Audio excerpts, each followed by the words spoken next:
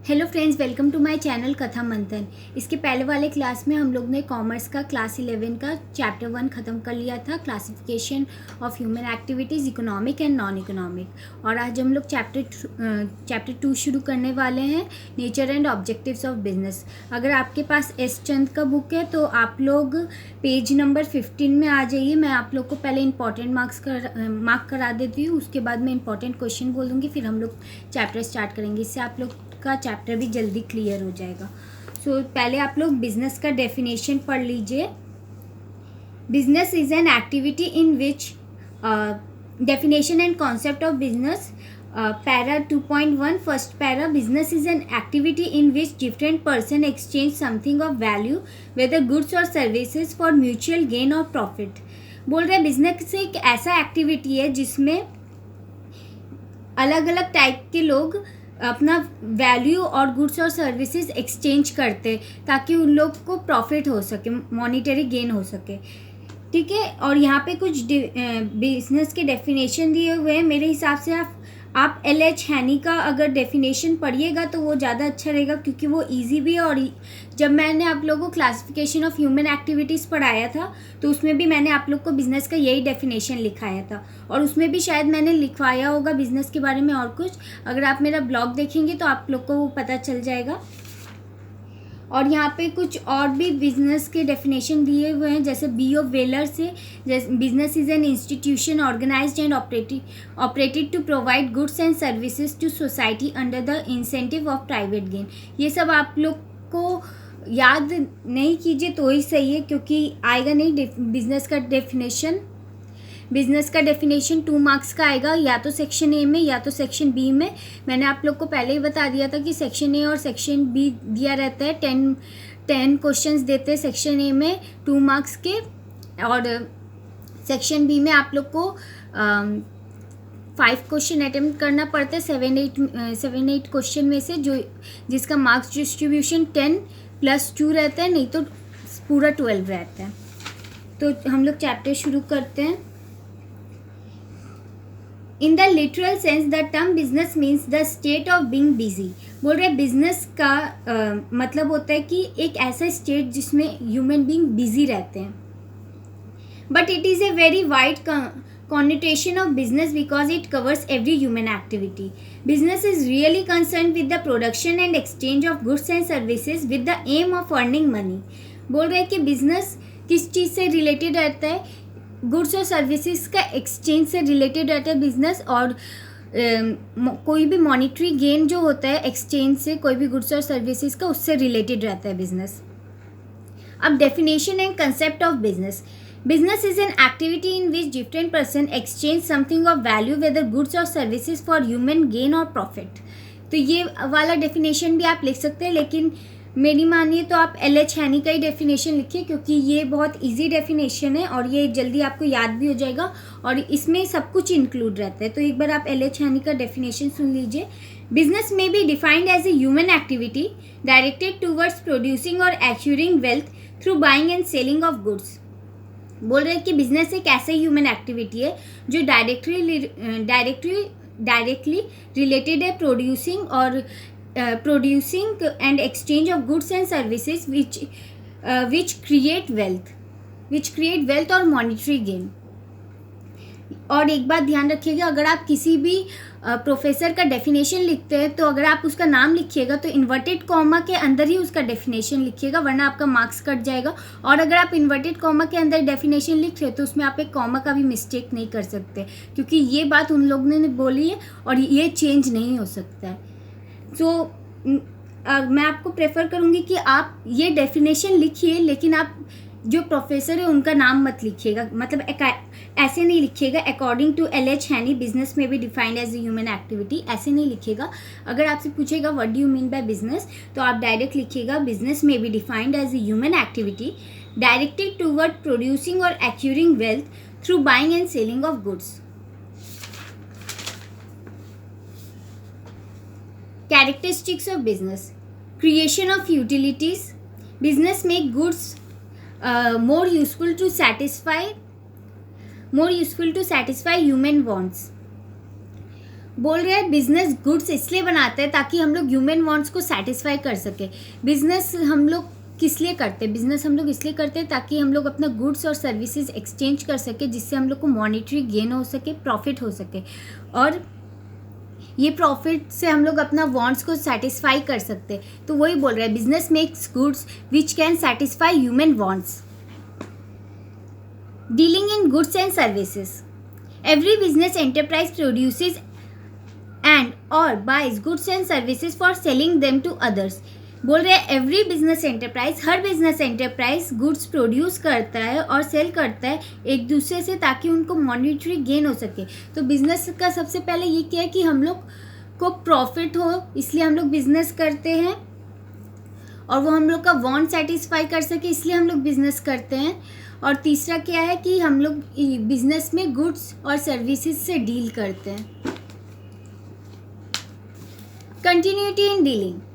Dealing in goods and services become business only in undertaken on a regular basis. According to Peterson and Plowman, a single isolated transaction of purchase and sale will not constitute business. Recurring or repeated transaction of purchase and sale alone means business. For instance, if a person sells his old scooter or car, it is not business, though the sellers get money in exchange. But if he opens a shop and sells scooter or cars regularly, it will become business. Therefore, regularity of dealings is an essential feature of business.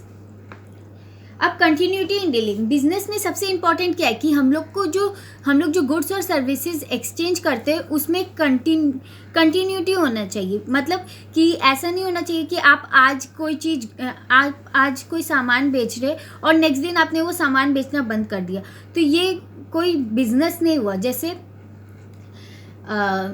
OLX ये सब में लोग अपना card बेचते हैं, phone बेचते हैं, तो वो लोग, इसका मतलब ये नहीं कि बिज़नेस कर रहे हैं, वो लोग बस एक टाइम के लिए अपना सामान बेच रहे हैं। लेकिन अगर वही इंसान एक तो शॉप ओपन करके रेगुलरली कार या फिर रेगुलरली कार या फ़ोन बेचे, तो उसको हम लोग बिज़नेस कहते हैं। वही बोल रहे हैं, कोई भी एक सिंगल आइसोलेटेड काम करने को हम लोग बिजनेस नहीं कहते। और ये लाइन बहुत इंपॉर्टेंट है, ये आप मार्क कर लीजिए, page number 17, point number 3, continuity in dealing. Second line, under inverted comma, a single isolated transaction of purchase and sale will not constitute business. ये वाला लाइन लिख के आपको 12 मार्क्स का आ सकता है कमेंट, मैं आपको आंसर लिखवा दूंगी। Fourth number, sale, transfer or exchange. All business activities involve transfer or exchange of goods and services for some consideration. The consideration called price is usually expressed in terms of money. Business delivers goods and services to those who need them and are able and willing to pay for them. For example, if a person cooks and serves food to his family, it is not business. But when he cooks food and sells it to others for a price, it becomes business. According to Peter Drucker, any organization that fulfills itself through marketing a product or service is a business. बोल रहा है all business activity involve transfer or exchange of goods and services for some consideration. बोल रहे हैं कि कोई भी goods और सर्विसेज को हम लोग एक्सचेंज किस लिए करते हैं, ताकि हम लोग को उससे मॉनेटरी गेन हो सके। तो यही मॉनेटरी गेन को हम लोग बिजनेस कहते हैं। हम लोग गुड्स और सर्विसेज इसलिए एक्सचेंज करते हैं ताकि हम लोग को उससे भी कमाई हो सके, पैसा मिल सके। फॉर एग्जाम्पल, इधर कौन सा एग्जाम्पल यूज़ कर रहे हैं, जैसे मम्मी खाना बनाती है घर में और सबको खिलाती है, तो इसका मतलब ये नहीं कि मम्मी को उसके लिए पैसा मिल रहा है, या फिर कोई मम्मी को उस काम के लिए सैलरी दे रहा है, या फिर आपका घर में ऐसा नहीं होगा कि सुबह का खाना आपको 50 रुपीज़ प्लेट में मिलेगा, रात का खाना आपको 70 रुपीज़ प्लेट में मिलेगा। ऐसा नहीं है, मम्मी को उसके लिए कोई पैसा नहीं मिल रहा है, तो मम्मी ये कोई बिज़नेस नहीं कर रही है, मम्मी का ये काम है। लेकिन वही काम अगर मम्मी कोई शॉप खोल करके उस प्लेट का दाम रख करके किसी और को बेचे, तो वो एक बिजनेस हो गया। Profit motive. The primary aim of business is to earn profits. Profits are essential for the survival as well as growth of business. Profits must, however, be earned through legal and fair means. Business should never exploit society to make money. तो इधर अब क्या बोल रहे हैं, profit motive. अब सबसे main motive आ गया बिजनेस का. बिजनेस लोग क्यों करते, ताकि उससे उसको प्रॉफिट हो सके, पैसा कमा सके, जिससे वो अपने ह्यूमन वांट्स को सेटिस्फाई कर सके. तो इधर बोल रहे हैं कि बिजनेस का मेन एम होता है प्रॉफिट कमाना, लेकिन प्रॉफिट वो इस तरह ना कमाए जिससे सोसाइटी को हैम्पर हो, क्योंकि कोई भी बिजनेस सोसाइटी को एक्सप्लॉइट करने के लिए नहीं किया जाता है. Element of risk. Profit is the reward for assuming risk. Risk implies the uncertainty of profit or the possibility of loss. Risk is a part and parcel of business. बोल रहे हैं कि बिजनेस में सबसे ज़्यादा मेन चीज़ और क्या है कि हम लोग बिजनेस तो करते प्रॉफिट के लिए, बट हम लोग का एक चीज़ और हो सकता है कि बिजनेस अगर हम लोग का नहीं चला तो उस बिजनेस में हम लोग को लॉस भी हो सकता है. इन्वेस्टमेंट लॉस हो सकता है, जैसे हम लोग ने जितना इन्वेस्टमेंट किया उतना हम लोग रिकवर नहीं कर पाए, तो उससे हम लोग को लॉस भी हो सकता है. तो वो एक कि बिजनेस में रिस्क होता है, हाई रिस्क होता है. Economic activity. Business is primarily an economic activity as it involves production and distribution of goods and services for earning money. However, business is also a social institution because it helps to improve the living standards of people through effective utilization of scarce resources of the society. Only economic activities are included in business. Non-economic activities do not form a part of business. सो इधर बोल रहा है कि business एक economic activity है. Economic activity क्यों, क्योंकि business से हम लोग को पैसा मिलता है, इसलिए बिजनेस एक इकोनॉमिक एक्टिविटी है. ये एक नॉन इकोनॉमिक एक्टिविटी, बिजनेस कोई नॉन इकोनॉमिक एक्टिविटी नहीं हो सकता, क्योंकि बिजनेस से हम लोग को कोई चीज़ का एक्सपेक्टेशन है कि हम लोग को इससे पैसा मिलेगा, इसलिए बिजनेस एक इकोनॉमिक एक्टिविटी है. Art as well as science. Business is an art because it requires personal skill and experience. It is also a science because it is based on a certain principle and laws. ये वाला point सबसे ज़्यादा important है. एक तो profit motive और एक तो profit motive, high risk, continuity in dealing and ये art as well as science. Business is art because art मतलब हम लोग कोई भी चीज़ को जो थियोरिटिकली पढ़ते हैं, जैसे अभी हम लोग जो थियोरिटिकली पढ़ रहे बिजनेस के बारे में, तो हम लोग को बिजनेस एक आर्ट की तरह मिल रहा है. लेकिन यही जब हम लोग प्रैक्टिकली इसको रियल लाइफ में करेंगे तो वो एक तो जब हम लोग बिजनेस को प्रैक्टिकली लाइफ में करेंगे तो वो साइंस कहलाएगा, क्योंकि हम लोग देखते हैं कि साइंस में सब कुछ प्रैक्टिकली होता है और आर्ट्स में थियोरिटिकली होता है. इसलिए business is an art as well as science, क्योंकि आप पहले बिजनेस के बारे में पढ़ते हैं, उसके बाद उसको प्रैक्टिकली लाइफ में उतारते हैं.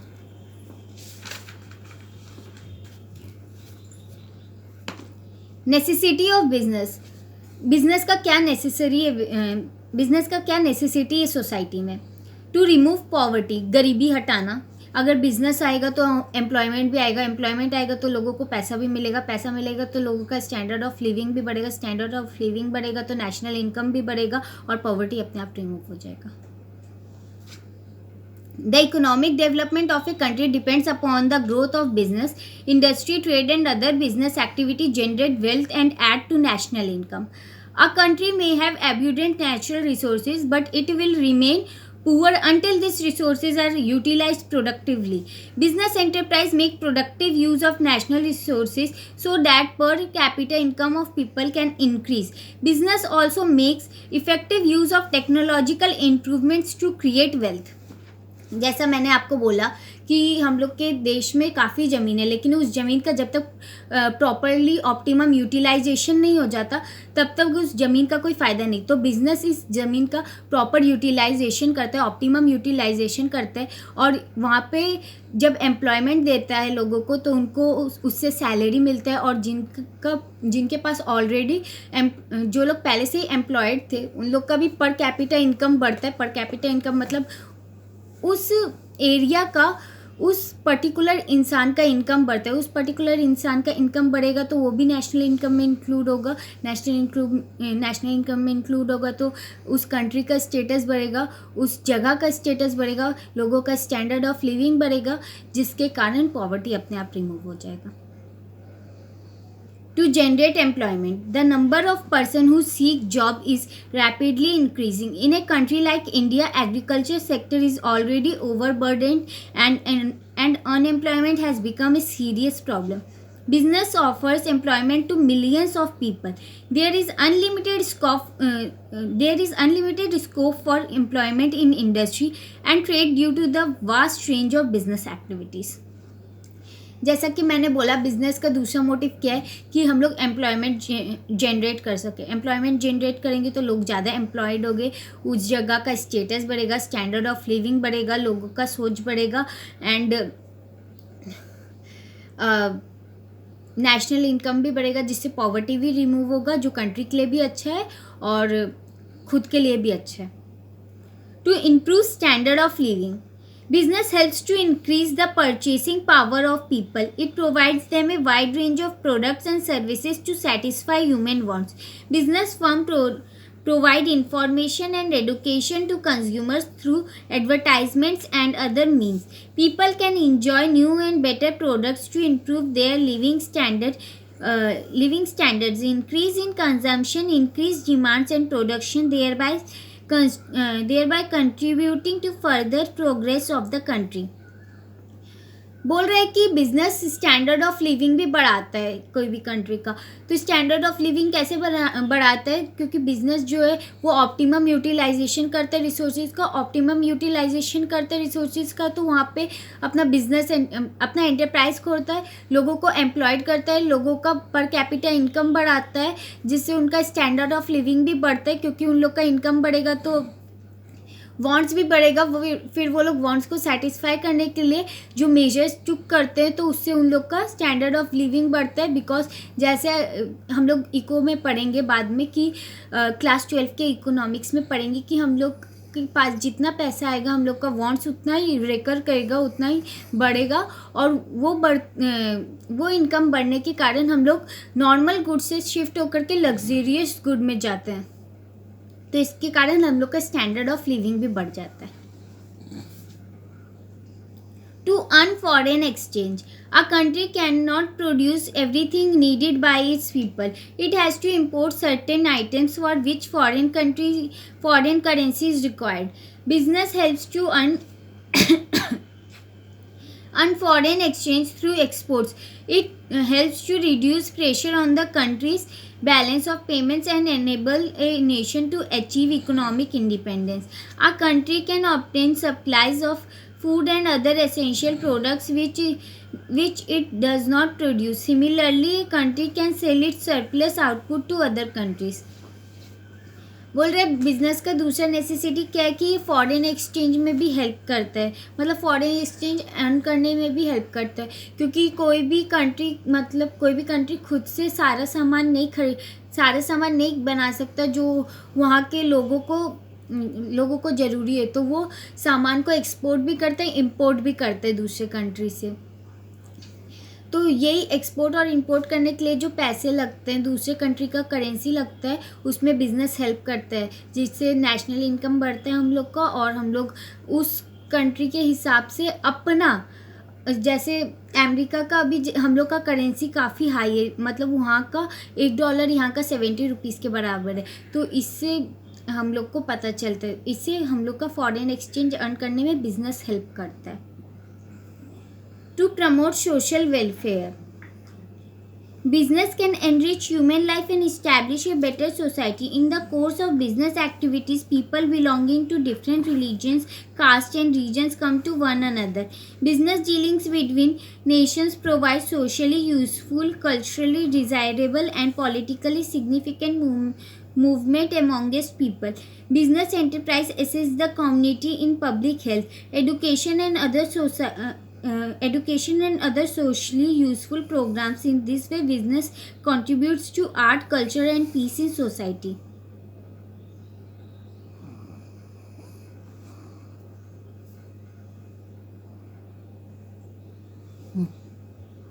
चद्दर चाहिए।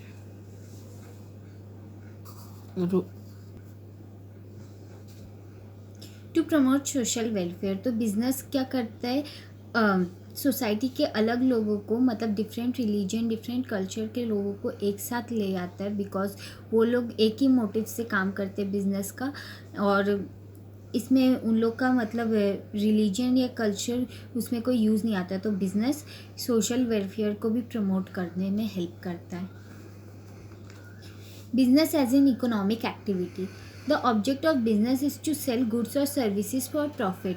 Economic activity are those activities which are undertaken to generate an income. Business is an economic activity because it is carried on a means of earning profit, earning money. Businessmen make money by producing and selling commodities which help to satisfy human wants. बोल रहे economic activity क्या होता है? Economic activity वो activity होता है जिससे हम लोग इनकम जनरेट कर सके। बिजनेस एक इकोनॉमिक एक्टिविटी है क्योंकि हम लोग इससे मनी अर्न कर सकते हैं। बिजनेसमैन जो है वो मनी अर्न करते हैं by producing and selling of goods and services. For example, a farmer who grows vegetables for consumption of his family is not engaged in business, but a farmer who grows vegetables for the purpose of selling them in the market in undertaking a business. His object is to earn income in excess of the cost of growing vegetable. This excess of income over expenditure is called profit. The chief end of any business enterprise is generation of profit and wealth. तो यहाँ पे एक example दिए एक farmer का। तो farmer जब सब्जियाँ उगाता है और वो सब्जियाँ जब घर लेके जाता है तो उसमें उसको कोई मॉनिटरी गेन नहीं है, बिकॉज उसके परिवार वाले उन लोग को उसको पैसा नहीं देंगे ये सब्जी लाने के लिए। लेकिन वही फार्मर जब यही सब्जी लेकर के मार्केट में जाता है तो उसको वो सब्जी बेचने के लिए पैसा मिलता है, और उसका मेन मोटिव ही रहता है कि सब्जी बेच के उसको जो पैसा मिलेगा उससे वो अपना वांट्स को सेटिस्फाई कर सके। तो वो जिस कॉस्ट में सब्जियां उगाता है और जिस प्राइस में सब्जियां बेचता है, तो वो कॉस्ट और सीपी और एसपी के बीच में जो डिफरेंस होता है उसको हम लोग प्रॉफिट कहते हैं। सीपी मतलब कॉस्ट प्राइस और एसपी मतलब सेलिंग प्राइस, और प्रॉफिट मतलब profit equals to selling price minus cost price. और मेन मोटिव ही बिजनेस का ये होता है कि हम लोग को प्रॉफिट अर्न करना है।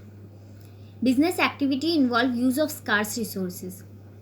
Business activity require use of scarce resources such as raw material, labor, capital, and other factors of production. A businessman provides the necessary funds from his personal and other sources to meet the capital requirements of his business. He arranges for the raw material for the suppliers required to produce the goods. He employs labor to assist the production. Thus, a businessman has to produce goods utilizing various scarce resources. बोल रहे हैं कि business activity जो है वो scars resource को involve करता है। स्कार्स रिसोर्स मतलब जो बहुत कम मिलते हैं उसको हम लोग स्कार्स रिसोर्सेज कहते हैं, जैसे land, labour, capital and entrepreneur मतलब जो बिजनेस करते हैं उसी को हम लोग एंटरप्रेन्योर कहते हैं। और ये सब फैक्टर्स ऑफ प्रोडक्शन है। तो 4 फैक्टर्स ऑफ प्रोडक्शन क्या है? Land, labour, capital and entrepreneur. तो ये सब जो फैक्टर्स ऑफ प्रोडक्शन है ये स्कार्स रिसोर्स को यूटिलाइज करते हैं, इसका ऑप्टिमम यूटिलाइजेशन करते हैं ताकि इससे हम लोग को मॉनिटरी गेन हो सकती है। मॉनिटरी गेन होगा तो हम लोग को प्रॉफिट होगा तो हम लोग अपना ह्यूमन वांट्स को सेटिस्फाई कर सकते हैं। Business activity satisfying needs of the public end of businessman. यहाँ पे बोल रहे हैं कि बिजनेस एक्टिविटी है, बिजनेस एक्टिविटी से कोई भी पब्लिक अपना नीड को सेटिस्फाई कर सकता है, एज वेल एज बिजनेसमैन खुद के नीड्स को भी सेटिस्फाई कर सकते हैं। Business activities satisfy the needs of the public by making available goods and services. Public can buy these goods and services and satisfy their needs. Business is a source of income for the businessman. With the help of this income, he can satisfy these needs as well as the needs of his family member. Thus, business may be regarded as an economic activity both as a means of generating an income and also a means of satisfying the wants of society. तो इधर बोल रहा है कि हम लोग अपना भी नीड सेटिस्फाई कर सकते हैं by exchanging goods and services, और बिजनेसमैन को जो वो गुड्स और सर्विसेज एक्सचेंज करके पैसा मिल रहा है वो उससे अपना और अपने फैमिली का नीड्स और वांट्स को सेटिस्फाई कर सकता है। Now objectives of business. Every business enterprise has certain objectives which regulate and generate its activity. Objectives are needed in every area where performance and results directly affect survival and prosperity of business. Various objectives of business may be classified into 4 broad categories as follows. So objectives of business क्या है? Objectives of business में 4 types के objectives आते हैं: economic objective, social objective, human objective, national objective. So ये सब objective आपको उतना इम्पोर्टेंट तो नहीं है, बस आपको पॉइंट्स में एक बार गो थ्रू करना है और मैं इसका मतलब समझा दूंगी, तो वो मतलब समझ के अगर आप आंसर बना लेंगे तो ठीक है, नहीं तो आप मेरे ब्लॉग में जा कर के भी देख सकते हैं. एक बार हम लोग सिर्फ पॉइंट्स देख लेते हैं. अर्निंग प्रॉफिट, इकोनॉमिक ऑब्जेक्टिव का सबसे मेन क्या है? Earning profit. बिजनेस हम लोग किस लिए करते हैं? ताकि हम लोग को प्रॉफिट अर्न हो सके. क्रिएटिंग कस्टमर, हम लोग अगर कस्टमर से प्यार से बात करेंगे तो हम लोग के फॉर्म में दोबारा आएंगे, हम लोग से दोबारा गुड्स या सर्विसेज एक्सचेंज करेंगे, जिससे हम लोग प्रॉफिट अर्न होगा. इनोवेशंस क्या है कि बिजनेस हम लोग आगे कैसे बढ़ाए, कुछ न्यू आइडियाज़, कुछ क्रिएटिव आइडियाज़ को हम लोग इनोवेशंस कहते हैं. उस इनोवेशन के कारण कस्टमर हम लोग की तरफ अट्रैक्ट हो सकते हैं और उस अट्रैक्शन के कारण हम लोग का प्रॉफिट रेट बढ़ सकता है. Social objective which is for society, supplying desired goods at reasonable price. बोल रहे हैं कि बिजनेस जो है वो डिज़ायरेबल प्राइस और रीज़नेबल प्राइस में अगर गुड्स बेचे तो अच्छा है सोसाइटी के लिए भी और बिजनेस के लिए खुद भी अच्छा है. फेयर रिम्यूनरेशन टू एम्प्लॉयज़, जो एम्प्लॉयज़ को बिजनेस अपने पास एम्प्लॉयमेंट देगा अपने पास, तो उन लोग को फेयर रिम्यूनरेशन दे करके, मतलब फेयर सैलरी दे करके उन लोग का अच्छा कर सकता है. एम्प्लॉयमेंट जनरेशन, अब बिजनेस रहेगा तो एम्प्लॉयमेंट भी जनरेट होगा. एम्प्लॉयमेंट जनरेट होने से मैंने आपको बोला ना कि ऑप्टिमम यूटिलाइजेशन ऑफ रिसोर्सेज होगा, एम्प्लॉयमेंट जनरेशन होगा, स्टैंडर्ड ऑफ लिविंग बढ़ेगा, नेशनल इनकम बढ़ेगा और पॉवर्टी चला जाएगा कंट्री में से. Fair return to investor, business शुरू करने में जो इन्वेस्टर अपना पैसा इन्वेस्ट करते हैं बिजनेस में, उन लोग को फेयर तरीके से रिटर्न दिया जा सकता है. अगर फेयर तरीके से रिटर्न देंगे तो वो भी सोसाइटी के लिए अच्छा है और बिजनेस के लिए खुद भी अच्छा है. सोशल वेलफेयर हम लोग पहले भी पढ़ चुके हैं. पेमेंट ऑफ गवर्नमेंट ड्यूज, जैसे टैक्स, GST, वैट, वो सब होता है, तो वो सब रेगुलरली पे करने से अच्छा है. ह्यूमन ऑब्जेक्टिव्स क्या है?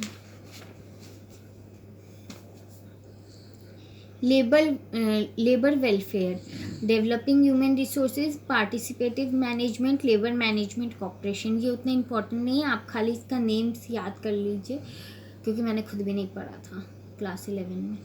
National objectives, optimum utilisation of resources, national self reliance, development of small business, development of backward areas, pollution control. तो यहाँ पे नेशनल ऑब्जेक्टिव्स में एक ही चीज़ बोल रहा है कि बिजनेस जो है वो ऑप्टिमम यूटिलाइजेशन ऑफ रिसोर्सेज करते हैं, मतलब हर जो रिसोर्स का यूटिलाइजेशन प्रॉपर नहीं है वो उसको प्रॉपरली यूटिलाइज करता है. और फिर जो स्मॉल बिजनेस होते हैं उन सबको डेवलप करता है और जो बैकवर्ड एरियाज होते हैं उन सबको भी डेवलप करता है और पॉल्यूशन को भी कंट्रोल करने में हेल्प करता है. तो ये बिजनेस का नेशनल ऑब्जेक्टिव्स. तो बिजनेस का 4 ऑब्जेक्टिव क्या है? Economic objective, social objective, human objective और नेशनल ऑब्जेक्टिव्स, जिसमें से आपको ह्यूमन ऑब्जेक्टिव पढ़ने का ज़रूरत नहीं है क्योंकि मैंने खुद भी नहीं पढ़ा था, खाली नाम याद कर लीजिएगा. Role of profit in business. अब प्रॉफिट का रोल क्या है बिजनेस में? Incentive, profit is the driving force behind every business. It inspires people to start an enterprise and to work hard for making it successful. Profit is the reward for undertaking the risk of business. बोल रहे हैं कि incentive मतलब profit जो है, profit काफ़ी help करता है बिज़नेस में, क्योंकि अगर आप कोई काम कर रहे हो तो उस काम के बदले अगर आपको पैसा मिलेगा तो वो आपको इंस्पायर भी करेगा कि ये काम और अच्छे से करे, ताकि और अच्छा प्राइज़ मिल सके इस काम के बदले में आपको। सर्वाइवल। अब सर्वाइवल में क्या होता है कि बिज़नेस जो होता है, प्रॉफिट अगर अच्छा आएगा तो बिज़नेस अपने आप का सर्वाइवल भी अच्छा करेगा। बिज़नेस अपना जो मतलब बिज़नेस का हेड है वो अपना बिज़नेस एक्सटेंड करने के बारे में भी सोचेगा। ग्रोथ भी वही सर्वाइवल की तरह ही है। अगर आपको प्रॉफिट होगा तो आपका बिज़नेस का ग्रोथ भी अच्छा होगा, एक्सटेंशन बढ़ेगा बिज़नेस का, प्रॉफिट और आएगा। Measure of efficiency. Measure of efficiency भी प्रॉफिट से रिलेटेड है, क्योंकि जितना आपको प्रॉफिट आएगा उससे आप एक चीज़ मेजर कर सकते हैं कि आपका बिज़नेस किस रेट में जा रहा है, मतलब अच्छे रेट में जा रहा है या ख़राब जा रहा है। अगर आपका प्रॉफिट का मार्जिन हाई है तो इसका मतलब आपका बिज़नेस बहुत अच्छा चल रहा है और आप उसको और अच्छा कर सकते हैं। Prestige and recognisation. अगर आपका प्रॉफिट अच्छा है तो आप अपना बिजनेस को एक्सटेंड कर सकते हो, और बिजनेस जितना एक्सटेंड होगा उससे आपका सोसाइटी में नाम उतना बढ़ेगा कि आपका एक बिजनेस एक ब्रांड बन जाएगा। उसका एक प्रेस्टीज होगा सोसाइटी में, और आपका एक ब्रांड नेम या फिर आपका प्रॉफिट मार्जिन देख के ही लोग समझ सकते हैं कि ये काफ़ी बड़ा बिजनेस है। और ये objections against profit maximisation is not included in syllabus. So हमारा चैप्टर ख़त्म हो गया, nature and objectives of business. मैं इसका ब्लॉग बना दूंगी, इंपॉर्टेंट क्वेश्चंस भी उसमें रहेगा।